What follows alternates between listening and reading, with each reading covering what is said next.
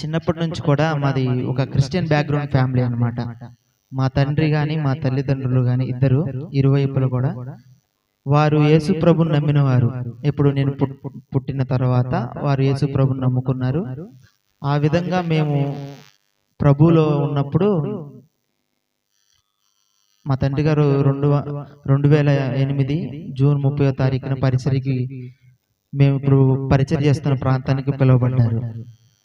ఇప్పుడు పరిచర్య జరుగుతున్న ప్రాంతంలో మేము వచ్చినప్పుడు అంటే అంతకుముందు దాకా నేనేమనుకునేవాడిని అంటే రక్షణ, బాప్తిసం, మారు మనసు ఇలాంటివనేవి అవి సహజంగా మనం క్రైస్తవులం కాబట్టి మనకి ఆపాదించబడతాయేమో అనుకునేవాడిని. ఎప్పుడైతే మేము పరిచర్యకు వచ్చి ఇక్కడ నిలబడ్డామో తర్వాత మాకు అర్థమైంది ఏమని, పరిచర్య అని అంటే ఎలా చేయాలి, లేకపోతే ఒక రక్షణ, ఒకటి మారు మనసు అతనికే ఉంటుంది కానీ అది వేరే వేరే వ్యక్తులకి వేరే వేరేగా ఉంటుంది. ఇప్పుడు నీ రక్షణ నీది, నా రక్షణ నాదనమాట. నేను చిన్నప్పుడు అనుకునేవాడిని ఇదంతా ఒకటేనేమో, మా డాడీ పాస్టర్ కాబట్టి మేము ఏది చేసినా చెల్లిద్ది, మేము ఎక్కడ తిరిగినా ఏం కాదు అలా అనుకునేవాడిని. కానీ ఒక ఏజ్ వచ్చిన తర్వాత ప్రభు వాక్యం ద్వారా, అనేకమైన వాక్యాల ద్వారా మాట్లాడి చాలాసార్లు బలపరిచాడు. ఎందుకంటే మేము పరిచర్లో ఉన్నామనే కానీ ఒక ఏమంటారంటే రెండు విభిన్న మనస్తత్వాలు కలిగి ఉండేవాళ్ళం. ఎలాగంటే మా తల్లిదండ్రుల ముందు ఒకలాగా, మా తల్లిదండ్రులు లేనప్పుడు ఒకలాగా అలా జీవించేవాళ్ళం అనమాట. వాళ్ళు ఉన్నప్పుడేమో దొంగతనం చేయకూడదు, పాపం చేయకూడదు ఇలా ఉండేది. వాళ్ళు లేనప్పుడు మాత్రం మనం అన్నీ చేయొచ్చు, మనం ఎక్కడికైనా వెళ్ళొచ్చు, ఈ విధంగా ఉండేది. ఒక ఏజ్ వచ్చిన తర్వాత ఎప్పుడైతే దేవుని వాక్యంతో మేము పట్టబడ్డామో నేను అర్థం చేసుకున్నాను, రక్షణ అనేది మా తల్లిదండ్రుల నుంచి రాదు. ఎప్పుడైతే మన జీవితంలో యేసు ప్రభువుని సొంత రక్షణగా అంగీకరిస్తామో అప్పుడు మనం దేవుణ్ణి అంగీకరిస్తాము, ఆయన పిల్లలు అవడానికి మనకు అవకాశం ఉంటుందని. అలాగే నేను అంగీకరించినప్పుడు చిన్నప్పటి నుంచి కూడా ఒక పరిచర్య చేయాలనే భారం మా తల్లిదండ్రుల మీద ఉండేది. వాళ్ళు పరిచర్యకి ప్రారంభించినప్పుడు కానీ, లేకపోతే మేము ఆ పరిచర్యలో ఉన్నప్పుడు కానీ అంటే డబ్బు పరంగా, లేకపోతే ఆస్తుల పరంగా ఒకవేళ గొప్పగా లేకపోవచ్చు కానీ మా తల్లిదండ్రులు మాకు భక్తిని నేర్పించారు. ఇలా బ్రతకాలి, దేవుణ్ణి ఇలా సేవించాలి, ఇలా ఉండాలి అని. మేము అదే ఫాలో అవుతూ ఇప్పటి వరకు వచ్చాము. ఇప్పుడు ఏంటంటే మా తరం వచ్చింది.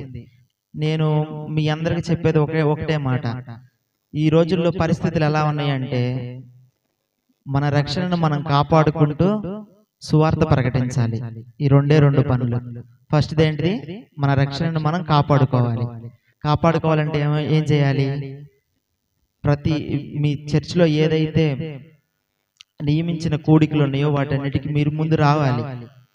ఇప్పుడు సహవాసం కలిగి ఉండాలి. సేవకులతో మీకు సహవాసం లేదనుకోండి, వాళ్ళు ఏం చెప్తున్నారో మీకు అర్థం కాదు, మీరేం చెబుతున్నారో వాళ్ళకి అర్థం కాదు. ఎప్పుడో క్రిస్మస్కి ఒకసారో, న్యూ ఇయర్కి ఒకసారో వచ్చి పాస్టర్ గారికి కనపడి, పాస్టర్ గారు వందనాలంటే వందనాలు అంతే. మీకు వాళ్ళకి మధ్య ఒక సహవాసం అనేది లేనప్పుడు ఏమవుతుందంటే పాపం చేయడానికి ఎక్కువ అవకాశం ఉండిద్ది అనమాట. ఎప్పుడైతే మనం దేవునిలో తప్పిపోకుండా వస్తూ ఉన్నామో మనం దేవునికి మరింత సమీపంగా ఉంటాము, అప్పుడు పాపానికి అవకాశం ఉండదు అనమాట. ఆ విధంగా ఇంకోటి ఏంటంటే సువార్త ప్రకటించాలి. మీరందరూ నిన్న న్యూస్ చూసుంటారు, హైదరాబాద్ దగ్గర ఒక ప్రాంతంలో ఒక చర్చి ఉంటే ఆ చర్చి మీదకి వచ్చేసి వాళ్ళ మీద దాడి చేశారు అందరూ. అది పెద్ద గందరగోళం అయిపోయింది. అక్కడ ఉన్న వాళ్ళందరిని కొట్టారు, కొంతమందిని భయంకరంగా కొట్టారు. వాళ్ళందరూ ఇప్పుడు ప్రజెంట్ హాస్పిటల్లో ఉన్నారనమాట. ఇలాంటివన్నీ ఎందుకు జరుగుతాయి అంటే మనం ఎప్పుడైతే ప్రార్థించడం తగ్గిస్తామో, లేకపోతే ఎప్పుడైతే సహవాసంగా తగ్గిస్తామో ఇలాంటివి జరుగుతూ ఉంటాయి. ఇప్పుడు వాళ్ళు కూడా అనుకుని ఉండరు మా మీద ఎవరో దాడి చేస్తారు, లేకపోతే మా మీదకి ఎవరో వస్తారని. కానీ అది జరిగిన తర్వాత ఇప్పుడేమంటున్నారు, మనందరం స్ట్రాంగ్ గా ఉండాలి, వాళ్ళని ఎదుర్కోవాలని ఇప్పుడు మాట్లాడుతున్నారు. కాబట్టి రేపు ఆ పరిస్థితి మన చర్చికి కూడా రావచ్చు. ఎందుకంటే ఇప్పుడున్న రోజులు ఎలాంటివంటే ఎవరిని నమ్మటానికి లేదు. యేసు ప్రభు నువ్వు నమ్ముకున్నావని చెప్పావా, నిన్ను ఈ సమాజమే వెలివేసిద్ది. ఎందుకంటే యేసు ప్రభునే నమ్మలేదు. కాబట్టి మనం ఎంత? కాబట్టి మనం ఏం చేయాలంటే ఫస్ట్‌ది మన రక్షణను మనం కాపాడుకోవాలి. నేను నా 14వ ఏట యేసు ప్రభుని నమ్ముకున్నాను. మా తండ్రి గారు వాక్యం చెప్తున్నప్పుడు నాకు అర్థమైంది, నేను చేసింది పాపం, నేను పాపంలోనే ఉన్నాను, ఇది నా పాప స్థితి. దేవుడి దగ్గర ఒప్పుకున్నాను, ప్రభువా నన్ను క్షమించు, నేను పాపం చేశాను, ఇప్పటి వరకు ఏదో రెండు తలంపుల మధ్య బతుకుతున్నాను, కాబట్టి ఇలాంటి బ్రతుకు నాకొద్దు, నేను కూడా మంచిగా అంటే పరిశుద్ధినిగా జీవించాలని నేను ఆశించాను. ఆశించిన తర్వాత ఒకరోజు మా తండ్రి గారు చెప్పారు సంఘంలో, ఇట్లా బాప్తీసాలు ఇవ్వాలనుకుంటున్నాం, ఎవరైనా ఉన్నారా అని.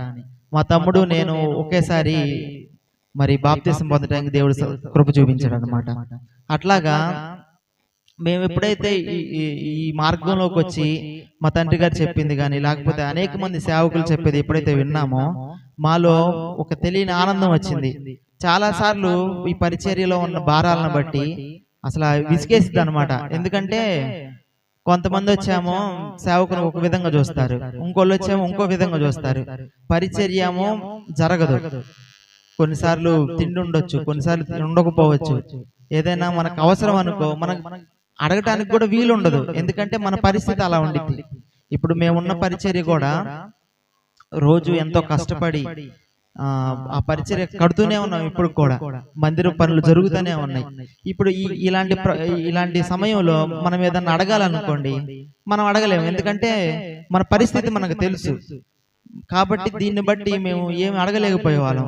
చాలా సార్లు బాధపడ్డాం, ప్రభువా ఎందుకు మమ్మల్ని ఇట్లాగే అంటే డబ్బు లేనట్లు ఉంచుతావు ఎందుకు ప్రభువా అని. కానీ చాలా సంవత్సరాల తర్వాత, ఇన్ని సంవత్సరాల్లో కూడా ఏ రోజు కూడా మాకు దేవుడు ఆహారం ఇవ్వకుండా ఉండలేదు. ప్రతిరోజు మేము ఏం తినాలో మాకు దేవుడు ఇచ్చాడు, మేమేం ధరించాలో మాకు ఇచ్చాడు, మేము ఎలా ఖర్చు పెట్టాలో మాకు ఇచ్చేవాడు. అనేక సార్లు మేము డబ్బులు అడగాలనుకుంటాము కానీ అడగలేము, కానీ కొన్నిసార్లు దేవుడే సహాయం చేసేవాడు. అట్లాగా నేను నా డిప్లొమా అయిపోయింది, ఒక సబ్జెక్ట్లో నేను తప్పాను. నేను ఇంట్లో చెప్పాను, డాడీ నేను ఫెయిల్ అయిపోయాను, నేను ఇంకా చదవలేను అని. మా డాడీ అన్నారు, ఈ రోజుల్లో చదువుకోవాలి, చదువుకోకపోతే ఎట్లా, నువ్వేమో చదువుకొని అంటున్నావు అంటే. నాకు అర్థం కావట్లేదు డాడీ, నేను ట్రై చేశాను, ఇంకా నేను చదవలేను, నేను ఇంకా ఇది వదిలేస్తాను. మరి నువ్వేం చేస్తావా అన్నాడు. నేను అన్నాను, నేను ఇట్లా వీడియో ఎడిటింగ్ నేర్చుకోవాలనుకుంటున్నాను, నాకు ఒక ల్యాప్టాప్ కానీ మీరు కొనిస్తే నేను దాన్ని ఇంప్రూవ్ చేసుకుంటాను డాడీ అని చెప్పాను. మరి అప్పటి వరకు మేము డాడీని ఎప్పుడు డబ్బులు అడగల, కానీ ఆ రోజు మేము అడిగినప్పుడు 80,000 ఇచ్చారు మా డాడీ ల్యాప్టాప్ కొనుక్కోవడానికి. అవి ఎక్కడి నుంచి వచ్చినాయని కూడా నేను ఇప్పుడు కూడా అడగలేదు, 80,000 ఇచ్చారు. నాకే ఆశ్చర్యం వేసింది, అరే మన పరిచర్య జరగటమే అంతంత మాత్రం, తినడానికి ఉండటానికి ఉంటుంది, కానీ 80,000 ఎలా వచ్చినాయి తెలీదు. మా తండ్రి గారు ఇచ్చారు. ఇవ్వగానే నేను ఎమ్మటే ల్యాప్టాప్ బుక్ చేసుకొని ఇంట్లోనే కూర్చున్నాను. ఎక్కడ ఏ ఇన్స్టిట్యూట్కో లేకపోతే ఎవరి కిందకో నేను వెళ్ళలేదు. ల్యాప్టాప్ తీసుకున్నాను, ఎడిటింగ్ స్టార్ట్ చేశాను. ఎట్లా నేర్చుకోవాలి, దీన్ని ఎలా నేర్చుకోవాలి. చాలా మందిని అడిగాను, అన్న నాకు నేర్పిస్తారా అని. చాలా మంది చెప్పేవాళ్ళు, నేర్పిస్తాను తమ్ముడు రా అనేవాళ్ళు. అంతే సంగతులు. రెండోసారి మనం ఫోన్ చేస్తే ఎత్తేవాళ్ళు కాదు. నేను అనుకున్నాను, ఇది నేర్చుకోవటం చాలా కష్టమేమో, ఇది నేర్చుకోవాలంటే విజయవాడలో వేరే కాలేజీలో అడిగాము, ఇట్లా కాలేజీలో జాయిన్ అవ్వాలి ఎంత అవుతుంది. వాళ్ళు చెప్పారు 3 లక్షలు అవుతాయి అన్నారు. ఒరే బాబా, ఈ 80,000కే మేము ఆడొచ్చినా అర్థం కావట్లేదు, మీరు 3 లక్షలు అని చెబుతున్నారు, ఈ 3 లక్షలు ఎక్కడ కట్టాలి, అసలు ఏం చేయాలో ఏం అర్థం కావట్లేదు అనే పరిస్థితిలో డైలీ మాకు ప్రేయర్స్ జరుగుతూ ఉండేవి. నేనేం చేశానంటే యూట్యూబ్లో చూస్తూ ఉంటే ఒక అతను ఇట్లా వీడియో ఎడిటింగ్ కోర్స్ నేర్పిస్తాము, ఎవరైనా జాయిన్ అయితే జాయిన్ అవ్వడానికి పెట్టారు. నాకు అనిపించింది మనకు అసలు రాదు, కాబట్టి ఎవరైతే నేర్పిస్తారో వాళ్ళ దగ్గర నేర్చుకోవాలి. ఇట్లా ఒక 800 కట్టి నేను జాయిన్ అయ్యాను. జాయిన్ అయ్యి డైలీ అదే ప్రాక్టీస్ చేస్తూ ఉండేవాడిని. ఉదయం టైంలో చర్చిలో కూర్చొని ప్రాక్టీస్ చేసేవాడిని, నైట్ టైంలో ప్రేయర్స్కి వెళ్ళేవాళ్ళం. ఇట్లాగా వెళ్తూ ఉంది. ఒక బ్రదర్ ఫోన్ చేసి, బ్రదర్ మావి ఒక 3 సాంగ్స్ ఉన్నాయి, మీరు వీడియో ఎడిటింగ్ చేస్తారంట కదా, మీరు చేస్తారా అన్నాడు. నిజానికైతే నాకు కూడా నమ్మకం లేదు, ఎందుకంటే నాకు రాదు కదా. నేను చెప్పాను అతనికి, బ్రదర్ నేను చేస్తాను అని చెప్పాను. ఎంత కాన్ఫిడెంట్గా చెప్పానంటే ఇంకో 10 సాంగ్స్ చేయమని నేను చేస్తాను అంత కాన్ఫిడెంట్గా చెప్పా. ఆయన ఏమనుకున్నాడంటే మనోడు చేస్తాడేమో అనుకున్నాడు. సరే బ్రదర్ నేను చేస్తానని చెప్పా. అట్లా ఫస్ట్ 2 సాంగ్స్ నేను చేసిన తర్వాత ఆ బ్రదర్ ఏమన్నాడంటే ఎక్కడ నేర్చుకున్నారు బ్రదర్, బాగా చేస్తున్నారా అన్నాడు. నాకే డౌట్ వచ్చింది, అరే నేను ఎక్కడ నేర్చుకోలేదు కదా, ఇది ఇతనేంది ఇంత బాగుంది అంటున్నాడు అని. ఇంకా అట్లా డైలీ ప్రాక్టీస్ చేస్తూ ఇప్పుడు ఎలా అయిపోయిందంటే, ఇప్పుడు ఎవరైనా పెద్ద ఎడిటర్స్ ఎవరైనా ఖాళీగా లేరు అనుకోండి, మొదటిసారి నాకే ఫోన్ చేస్తున్నారు. వాళ్ళు ఎవరో కూడా తెలియదు, ఫోన్ చేస్తున్నారు, బ్రదర్ ఇట్లా మాది ఒక సాంగ్ ఉంది మీరు చెయ్యాలి. నేను అనుకునేవాడిని సాంగే కదా చేద్దాంలే అని. ఇట్లా వెళ్తుంది. దాదాపు ఒక వారంలోనే 15,000 సంపాదించాను నేను. ఏది ఇంట్లో కూర్చొని ఎడిటింగ్ చేస్తూ 15,000 సంపాదించాను. ఇదంతా నాకంత కాదు, ఎందుకంటే నా జ్ఞానంతో నేను సంపాదించాలనుకుంటే నాకేం రాదు కదా, నేనేం సంపాదించేవాడిని కాదు. కానీ ఇది దేవుని జ్ఞానంతో సంపాదించింది. ఆ 15,000లో దశం భాగం తీసి మా డాడీకి ఇచ్చాను. 15,000 మా డాడీకే ఇచ్చాను. ఇచ్చి డాడీ ఇదిగోండి ఇవి 15,000 వచ్చినాయి, దీంట్లో నేను సంపాదించాను. కానీ ఇది జరుగుతా ఉంది. నాకేమనిపిస్తుందంటే ఇంకా మన జీవితంలో గ్రోత్ ఉండదా ఏంటి, ఇంకా ఇక్కడే ఉండిపోతామా అని ఆలోచిస్తా ఉన్నా. అందులో మా ఫ్రెండ్ ఒకడు ఈ సుమన్ టీవీలో వర్క్ చేస్తున్నాడు. వాడు ఒక రోజు అన్నాడు, నువ్వు హైదరాబాద్ వస్తావా, నేను తీసుకెళ్తాను, మా సార్తో మాట్లాడదాము, నువ్వు ఎక్కడైనా జాయిన్ అవ్వదు అన్నాడు. నేను అనుకున్నాను, వాళ్ళేమో పెద్ద ఎడిటర్స్ పెద్ద పెద్ద సిస్టాల మీద వర్క్ చేస్తారు, మనకేమి రాదు, కానీ వెళ్దాం ఒకసారి, వీడు చెప్తున్నాడు నేను మాట్లాడుతా అన్నాడు కదా అని చెప్పి వెళ్ళాను. వెళ్ళిన తర్వాత వాడేం చేశాడు, నేను హైదరాబాద్ వచ్చేదాకా ఫోన్ మాట్లాడాడు, తర్వాత హ్యాండ్ ఇచ్చాడు, ఫోన్ ఎత్తడం మానేశాడు. సరిగ్గా 4 దిగా హైదరాబాద్లో, ఎక్కడికి వెళ్ళాలో తెలియదు. వీడికి ఫోన్ చేస్తానేమో రేపు ఆఫీస్ దగ్గరికి వచ్చే అంటున్నాడు. నాకేం అర్థం కాలేదు.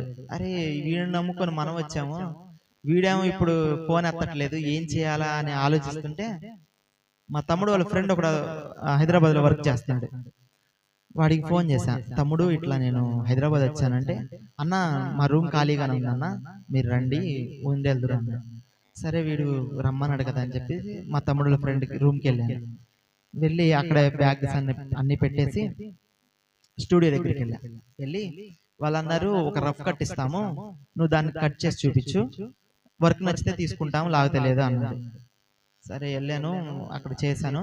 మరి వాళ్ళకి నచ్చిందో లేదో మనకి ఇప్పటి వరకు తెలియలే, ఎందుకంటే ఫోన్ చేయలేదు కదా, వెళ్ళినప్పుడే తెలుసు, తర్వాత ఇంక ఫోన్ చేయలేదు వాళ్ళు. నేను అనుకున్నాను సర్లే ఇది కూడా వచ్చిద్దో రాదో, వస్తే మంచిదే, రాకపోయినా దేవునికి స్తోత్రం, ఇంటికాడ దేవుని పనిలోనే ఉండొచ్చు అనుకున్నాను నేను. ఈ టైంలో నాకు ఒక 2 నెలల ముందు ఫేస్బుక్ లో సత్య అన్వేషణ ఒక అతను ఒక అతన్ని ఫాలో అవుతున్నా నేను. ఆయన ఏంటంటే అందరూ ఒక లైన్ లో నడుస్తుంటే ఆయన ఒక్కడ మాత్రం ఒక లైన్ లో నడుస్తున్నాడు. ఎలా అంటే మనమేమంటాం, చర్చి మీద దాడి చేశారనుకో, వాళ్ళని కొట్టాలి చంపాలి, ఏంది వాళ్ళు మన మీద దాడి చేశారు అంటాడు. ఈయనేమంటాడంటే మనం వాళ్ళని ప్రేమిద్దాం అంటున్నాడు. నాకు అర్థమయ్యేది కాదు, అరే వాళ్ళు కొడుతుంటే ఈయనేమో ప్రేమిద్దాం అంటున్నాడు, ఎట్లా సెట్ అయ్యింది ఇది అనుకునేవాడిని. చాలా సార్లు ఫాలో అయిన తర్వాత ఒకరోజు ఫోన్ చేశా, అన్న ఇట్లా నేను హైదరాబాద్ వచ్చే పని ఒకటి ఉంది, వస్తే మిమ్మల్ని కలుస్తా అన్న, మీరు ఫ్రీ ఉంటారా అన్న. సరే అమ్మా వచ్చినప్పుడు కాల్ చేయ అన్నారు. నేను ఎటు హైదరాబాద్ వెళ్ళాను, ఈ జాబ్ వచ్చిందో రాదో తెలీదు, కాబట్టి నేనేం చేశానంటే అన్నకు గుర్తొచ్చారు, కాల్ చేశాను, అన్న ఇట్లా నేను హైదరాబాద్ రావాలనుకుంటున్నాను, మరి ఏంటన్నా పరిస్థితి అన్నాడు. తమ్ముడు ఈ రోజే నేను ఖాళీగా ఉన్నాను, ఆఫీస్లో ఉన్నాను, నువ్వు వస్తే కలిసి వెళ్ళిపోదాం అన్నాడు. వెళ్ళాను 1.5 గంట మాట్లాడాను. అన్న అన్నారు, ఇప్పుడు ఏం చేస్తున్నావు నువ్వు అన్నాడు. నేను ఇట్లా వీడియో ఎడిటింగ్ చేస్తున్నానన్నా ఇంట్లో ఉండి అన్నా. నాకు ఒక ఎడిటర్ కావాలి, నేను చెప్పే మెసేజెస్ కానీ లేకపోతే మా చర్చి వర్క్ కానీ చేయడానికి కథన కావాలన్నాడు. నేను క్షణం ఆలోచించకుండా అన్న నేనున్నా అన్నా, నెక్స్ట్ మంత్ వచ్చే అన్నాడు. అదే మాట, నెక్స్ట్ మంత్ నువ్వు వచ్చేసాయి, నేను ఇక్కడ చూసుకుంటాను అన్నా. అతను కలిసింది అదొక ఫస్ట్ టైం, అన్నను కలిసింది ఫస్ట్ టైం. కానీ ఆయన ఆ మాట ఇచ్చేసరికి నేను కూడా ఏమనుకున్నానంటే ఇంకో మార్గం లేదు నాకు, ఇది వచ్చిందో లేదో తెలియదు, ఒకవేళ ఇంట్లో ఉంటే పరిచర్యలో ఉంటాను, కానీ నాకంటూ ఒక సంపాదన కానీ ఏం లేదు. నేను అప్పుడు అనుకున్నాను, సరే ఇక్కడ ఉన్న పరిచర్లోనే ఉంటాము, దేవుని పని చేస్తాము, దేవునిలో ఉంటాము అని చెప్పాను. మా నాన్నగారికి చెప్పాను, డాడీ ఇట్లా అంటున్నారు, అన్నను కలిశాను, రమ్మంటున్నారు, ఏం చేయమంటారు? సరే అయ్యా, ఎటు పరిచర్లో ఉంటా అన్నావు కదా, వెళ్ళు, చూడు, అక్కడ ఉన్న పరిస్థితులను బట్టి ఉండు అన్నారు. నేను ఇప్పటికీ హైదరాబాద్లో 5 నెలలు అయింది. ఏ రోజు కూడా నా అంతట నేనుగా ఎప్పుడు డబ్బులు ఖర్చు పెట్టాలి. కానీ అక్కడికి వెళ్ళిన తర్వాత వాళ్ళు ఎలా చూసుకున్నారంటే, సొంత తమ్ముడిని చూసుకున్నట్టు చూసుకుంటున్నారు. వాళ్ళ ఇంట్లోనే ఉంటున్నాను, వాళ్ళ ఇంట్లోనే తింటున్నాను, వాళ్ళ చర్చి కదా, మా చర్చి వర్క్లో చేసుకుంటున్నాను, అక్కడే ఉంటున్నాను. ఈ క్రమంలో ఏమైందంటే, ఎక్కడో అసలు అంటే నేను ఊహించింది వేరు, దేవుని చిత్తం ఎలా ఉందంటే, నేనేమనుకున్నాను, నా స్వార్థంగా ఎక్కడో ఏదో టీవీ ఛానల్లో వర్క్ చేస్తూ ఒక 30,000 40,000 సంపాదించుకుంటూ అక్కడ ఉండిపోవచ్చు అనుకున్నాను. కానీ దేవుని ఆలోచన ఎలా ఉందంటే, ఒకవేళ మనం బయట వర్క్ చేసామనుకోండి, ఎవరికి వర్క్ చేస్తాం? అన్యులకు వర్క్ చేస్తాం. వాళ్ళు చేసేవన్నీ మనం ఎడిట్ చేస్తాం, వాళ్ళు మన మీద డబ్బు సంపాదించుకుంటారు. ఇదే జరిగేది. కానీ దేవుని ప్రణాళిక ఎలా ఉందంటే, నేను హైదరాబాద్ వెళ్ళటం, అన్నకు ఫోన్ చేయటం, నెక్స్ట్ మంత్ రా అంటాం, మేము అసలు అది యాదృచ్ఛికంగా కలిసిపోయింది అట్లా. తర్వాత ఒక నెల ఆగిన తర్వాత నేను మా డాడీకి చెప్పాను, డాడీ అన్న కూడా వస్తా అన్నారు, మన ఊరు వచ్చినప్పుడు ఒక మీటింగ్ పెడదామని. వాళ్ళు వచ్చారు, భార్యాభర్తలు ఇద్దరు వచ్చారు, అన్న వదిన ఇద్దరు వచ్చారు. వాళ్ళు ఇక్కడ జరిగిన 2 కూడికల్లో ఉన్నారు. మామూలుగా అయితే సండే ఏ పాస్టర్ గారు కూడా వేరే చర్చిలో ప్రసంగించరు, ఎందుకంటే వాళ్ళ స్థానిక సంఘాలలోనే ఉంటారు. వాళ్ళు మా మీద ఉన్న ప్రేమతో మా చర్చిలో ఉన్నారు, సండే ఇక్కడే ఉన్నాము. వాళ్ళు ఏమంటున్నారంటే, మాకు ఎల్లబుద్ధి కావట్లేదు అంటున్నారు. మా ఇంటికి వచ్చినట్టుంది, మేము ఎల్లబుద్ధి కావట్లేదు, మేము వెళ్ళమంటున్నాం. అట్లా మేము ఒక కుటుంబంగా కలిసిపోయాం. ఇదంతా ఏంటంటే దేవుని ప్రేమను బట్టి. ఒకవేళ చెప్పాలంటే, మాకంటే కులం పరంగా చూసిన, మనకు కులం లేదు, కానీ ఒక స్థాయి పరంగా చూసిన, ధనం పరంగా చూసిన వాళ్ళు చాలా ఎత్తులో ఉన్నారు. కానీ అవన్నీ ఏం పట్టించుకోలేదు, దేవుని ప్రేమను బట్టి వచ్చారు. సొంత అన్నయ్యలాగా నాకు ఇప్పుడు కూడా తోడే ఉన్నారు. మా పరిచర్లో ఫోన్ చేస్తారు, నేను ఇప్పుడు అక్కడే ఉంటున్నాను కాబట్టి ఏది ఉన్నా కానీ నాతో షేర్ చేసుకుంటారు, ఇలా చేద్దాం, పరిచర్య ఇలా చేద్దాం. ఇట్లా దేవుడు నా జీవితంలో ఇలాంటి కార్యాలు ఎన్నో చేశాడు. నేను ఊహించలేదు, నేను ఏదో మారుమూల పని చేసుకుందాం, లేకపోతే వేరే దగ్గరికి వెళ్దాం అనుకున్నాను.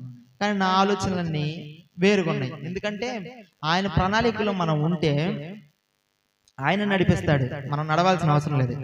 మోషే కూడా ఏమనుకున్నాడంటే, మామ దగ్గరికి వెళ్ళి ఆ గొర్రెల మందను కాచుకుంటూ అక్కడే ఉండిపోదాం అనుకున్నాడు. కానీ అది జరగల. మోషే తెలిసింది అది, కానీ జరిగింది ఏంది? దేవుడు మాట్లాడాడు, నువ్వు వెళ్ళు అన్నాడు, ఇశ్రాయేల్ ప్రజల్ని తీసుకురావాలన్నాడు. అప్పటికి మోషే చాలాసార్లు ఏమని చెప్పాడంటే, నాకు నచ్చని చెప్పాడు, నేను వెళ్ళనని చెప్పాడు, చాలా చెప్పాడు. కానీ దేవుడు ఏమన్నాడు, నువ్వే రావాలన్నాడు. వెళ్ళిపోయాడు, తీసుకెళ్ళాడు. ఇశ్రాయేల్ 40 సంవత్సరాలు తీసుకురావడానికి దేవుడు సహాయం చేశాడు. అట్లా మనం తలిచింది ఒకటి, దేవుడు మనకిచ్చేది ఒకటి. కాబట్టి మనం ఎంతవరకైనా కానీ దేవుని కొరకు నిలబడాలి. నిలబడటం వరకే మన పని, మిగతాదంతా ఆయనే చూసుకుంటాడు. మనం ఇప్పుడు జరుగుతుంది ఏంటంటే, మనం నిలబడలేకపోతున్నాం ఫస్ట్. ఎందుకంటే ఆయన చెప్పేదాకా కూడా మనం ఉండట్లా. ఆ నిలబడితే తర్వాత జరిగే పని అంతా ఆయనే చేస్తాడు. మోషే జీవితం, మనం బైబిల్లో ఉన్న ఏ భక్తుని విషయం చూసినా వాళ్ళు ఏం చేయలే, వాళ్ళు నిలబడ్డారు అంతే దేవుని కోసం, మిగతాదంతా దేవుడే చేశాడు. అట్లాగా నా జీవితంలో అనేక సార్లు 2-3 సార్లు యాక్సిడెంట్ అయింది. ఎలా జరిగిందంటే, నేను బైక్ మీద వెళ్తున్నాను, వెనక నుంచి వచ్చి ఒకడు గుద్దాడు. మామూలుగా అయితే నేను పడాలి, వెనకాల నన్ను ఎవరైతే గుద్దారో నేను వెళ్ళి వాళ్ళని లేపాను. వాళ్ళు ఆశ్చర్యపోయి చూస్తున్నారు, వీడేంది, నేను వీడిని గుద్దితే వీడొచ్చి నన్ను లేపుతున్నాడు అని. అట్లా అలా ఒకసారి దేవుడు నన్ను రక్షించాడు. ఇంకోసారి లారీకి ఎదురెళ్ళిపోయాను, అసలు అయిపోయింది అనుకున్నా, ఇంకా అప్పుడుతో చాప్టర్ క్లోజ్ అనుకున్నా. కానీ అప్పుడు కూడా అవలా. ఇంకో విషయం ఏంటంటే, చిన్నప్పుడే చనిపోవాల్సింది, పుట్టినప్పుడు. అప్పుడు కూడా దేవుడు ఏం చేశాడు, వీడు చచ్చిపోకూడదని చెప్పేసి అప్పుడు పుట్టించాడు, అప్పుడు బ్రతికించాడు నన్ను. అట్లాగా ఆయన ప్రణాళికలో ఇప్పటికి ఎన్నోసార్లు మరణాంధకార పరిస్థితుల వరకు వెళ్ళాను. కానీ ఎప్పుడు నేను చనిపోవడానికి కానీ దానికి దేవుడు అనుమతించలేదు. ఎందుకంటే ఆయనకంటూ ఒక ప్రణాళిక ఉంది, దాన్ని నెరవేర్చాలంటే ముందు నేను ఉండాలి. ఎందుకంటే నా జీవితంలో నెరవేర్చాలంటే నేను ఉండాలి. నేను ఉండాలంటే నేను న్యాయంగా ఎప్పుడైతే నిలబడతాను ఆయన కొరకు, ఆయన నా కొరకు నిలబడతాడు. నేను అది గ్రహించాను. అట్లా దేవుడు అనేక కార్యాలు నా జీవితంలో జరిగించాడు. నేను చివరిగా చెప్పేది ఏంటంటే, మన సాక్ష్యాలు ఎవరైనా చెప్తారు కానీ సాక్ష్యం కొరకు నిలబడిన వాళ్ళు గొప్ప. సాక్ష్యం నేను ఈరోజు చెప్పొచ్చు, మీరు రేపు చెప్పొచ్చు. కానీ ఈరోజు చెప్పింది రేపు మారిపోవచ్చు. కానీ ఆ సాక్ష్యం కొరకు నిలబడ్డాం అనుకో, అది ఈరోజు మారదు, రేపు మారదు. ఎలాగంటే స్టెఫన్ నిలబడ్డాడు. స్టెఫన్కి వాళ్ళు ఇచ్చిన పని ఏంటి? చర్చిలో ఆహారం పంచిపెట్టే పని. కానీ అతను చేసిన పని ఏంటి? బయటికి వెళ్ళి సువార్త ప్రకటించాడు. కాబట్టి మనం ఆయన కొరకు నిలబడితే, ఆయన కొరకు మనం నిలబడితే ఆయనే మనల్ని వాడుకుంటాడు.